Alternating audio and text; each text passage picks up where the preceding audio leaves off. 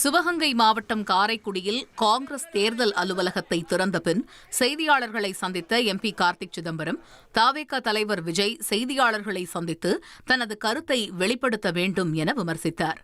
தொகுதி குறித்த கேள்விக்கு இங்கு கடுமையான போட்டி இல்லை என்றும், காங்கிரஸ் சார்பில் உள்ளூர் வேட்பாளர் மாங்குடி நிறுத்தப்பட்டுள்ளதும் திமுக தலைமையிலான கூட்டணியும் வெற்றிக்கு போதுமானது என்றார். மேலும் விஜயின் அரசியல் இன்னும் சோதிக்கப்படாதது என்றும், அதனால் அது குறித்த யூகங்கள் பற்றி பதிலளிக்க முடியாது என்றும் தெரிவித்தார். இந்த எலெக்ஷனுக்கு அப்புறம் பார்க்கலாம் அவங்களுக்கு என்ன வாக்கு சதவீதம் வருகிறது, அந்த வாக்கு சதவீதம் சீட்டா மாறுதா, அப்படியே மாறினா யாருடைய ஓட்டை வாங்குறாங்கன்றதா எலெக்ஷனுக்கு அப்புறம் தான் தெரியும். இப்ப எல்லாமே ஸ்பெகுலேஷன் தான். அந்த ஸ்பெகுலேஷன்ல ஒண்ணுமே சொல்ல முடியாது. ரெண்டாவது அவங்களுடைய பொசிஷன் என்னன்னு எனக்கு தெரியவே தெரியாது.